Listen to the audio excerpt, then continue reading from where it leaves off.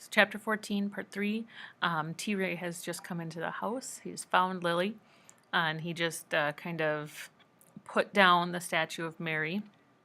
Says that it looks like something from the junkyard. And then Lily asks, "How did you find me?" Sliding up on the edge of the cane seat, he dug in his pants pocket until he brought up his knife, the one he used to clean his nails with. "It was you who led me here," he said, puffed up and pleased as punch to share the news.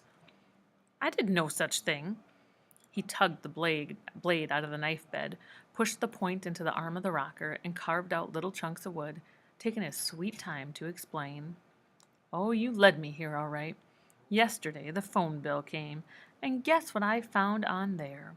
One collect call from a lawyer's office in Turberon, Mr. Clayton Forrest. Big mistake, Lily, calling me collect." "You went to Mr. Clayton's and he told you where I was?" "No, but he has an old lady secretary who was more than happy to fill me in. She said I would find you right here." Stupid Miss Lacey. "Where's Rosaline?" he said.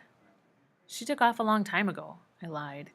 He might kidnap me back to Sylvan, but there was no need for him to know where Rosaline was. I could spare her that much at least. He didn't comment on Rosaline, though.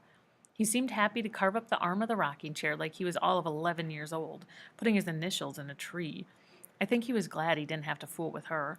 I wondered how I would survive back in Sylvan without Rosaline. Suddenly, he stopped rocking, and the nauseating smile faded off his mouth. He was staring at my shoulder, with his eyes squinted almost to the closed position. I looked down to see what had grabbed his attention and realized he was staring at the whale pin on my shirt. He got to his feet and walked over to me, deliberately stopping 4 or 5 feet away, like the pin had some kind of voodoo curse on it. "Where did you get that?" he said. My hand went up involuntarily and touched the little rhinestone spout.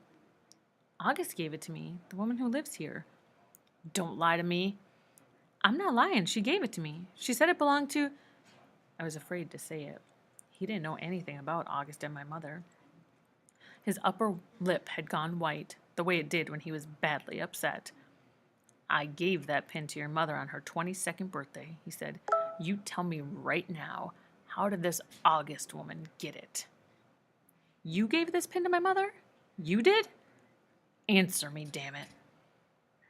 "This is where my mother came when she ran away from us. August said she was wearing it the day she got here." He walked back to the rocker, shaken looking, and eased down onto the seat. "I'll be damned," he said, so low I could hardly hear him. "August used to take care of her back when she was a little girl in Virginia," I said, trying to explain. He stared into the air, into nothing. Through the window, out there in the Carolina summer, I could see the sun beaten down on the roof of his truck, lighting up the tips of the picket fence that had all but disappeared under the jasmine. The truck was spattered with mud, like he'd been trolling the swamps looking for me. I should have known. He was shaking his head, talking like I wasn't in the room. "I looked for her everywhere I could think, and she was right here. Jesus Christ, she was right here." The thought seemed to awe him.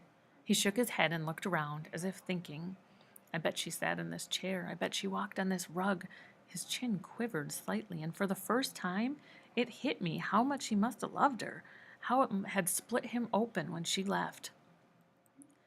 Before coming here, my whole life had been nothing but a hole where my mother should have been, and this hole had made me different, left me always aching for something, but never once did I think what he'd lost or how it might have changed him.